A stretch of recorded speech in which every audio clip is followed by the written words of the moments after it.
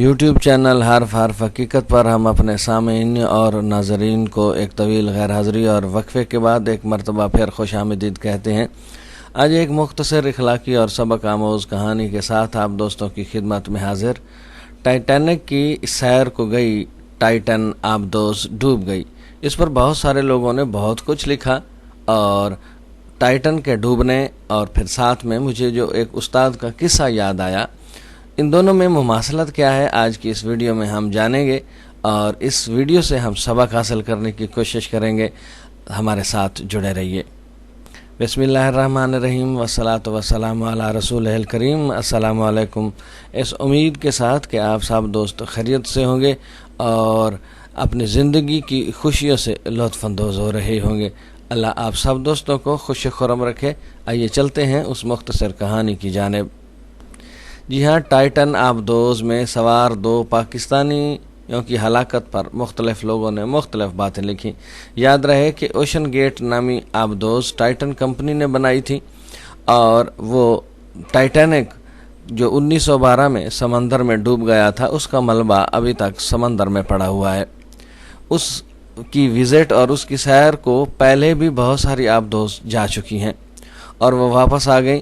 96 گھنٹے کی اس کے اندر آکسیجن موجود تھی، جبکہ یہ کل سفر آنے جانے کا 11 گھنٹے کا تھا، تقریباً 11 گھنٹے کا تھا، اور 3.8 کلومیٹر گہرائی میں اوشن گیٹ ٹائٹن آبدوز نے جانا تھا۔ تو یہ ڈوب گئی کسی وجہ سے، وجہ جو بھی ہو، معاملہ کیا ہے اس کے اوپر ہم بات نہیں کریں گے۔ ہمارا فوکس جو ہے اس بات پہ رہے گا کہ کچھ لوگوں نے اس دوران میں اپنی محرومیوں کا نوحہ لکھا۔ کسی نے لکھا اتنے پیسوں سے کئی غریب لڑکیوں کی شادی ہو سکتی تھی، کئی بیواؤں کے گھر میں کئی سالوں کا راشن آ سکتا تھا۔ تو بھائی بات کچھ اس قسم کی ہے کہ اللہ تعالیٰ نے جس کی جہاں موت لکھی ہے اس کو وہیں پہ آنی ہے، چاہے وہ پیسوں سے بھر کے ہے، چاہے وہ بغیر پیسوں سے۔ لیکن ان سارے واقعات کو پڑھنے کے دوران میں مجھے ایک استاد کا قصہ یاد آیا۔ وہ قصہ آپ دوستوں کے ساتھ ہی شیئر کرنا آج مقصود تھا۔ ایک استاد اپنے شاگرد کے ساتھ ایک قبر پر گئے اور وہاں پر فاتحہ پڑھی، اور اپنے شاگرد سے بات کرتے ہوئے کہا، اے شاگرد، اگر اللہ اس مردے کو دوبارہ زندگی دے تو یہ کیا کرے گا؟ شاگرد نے کہا، یہ نیک کام کرے گا، دوسروں کے کام آئے گا، گناہوں سے بچے گا، نیکی کو فروغ دے گا۔ یہ جواب تھا شاگرد کا جو اس نے اپنے استاد کو دیا۔ استاد نے کہا، بیٹا، یہ شخص تو اب قیامت میں ہی زندہ ہوگا، لیکن تم، ہم سب ابھی زندہ ہیں۔ ہمارے پاس موقع ہے، ہم کوشش کریں کہ زیادہ سے زیادہ نیکیاں کر سکیں۔ ابھی ہم زندہ ہیں، اور اسی زندگی کو غنیمت جانیں اور نیک کام کریں۔ کہیں ایسا نہ ہو کہ اس مردے کی طرح ہمارے پاس بھی زندگی کا موقع ختم ہو جائے اور ہم کوئی نیکی نہ کر سکیں۔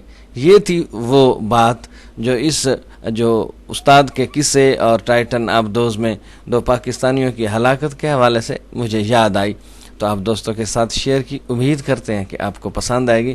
زندگی ہے، نیکی کر لیں، کما لیں۔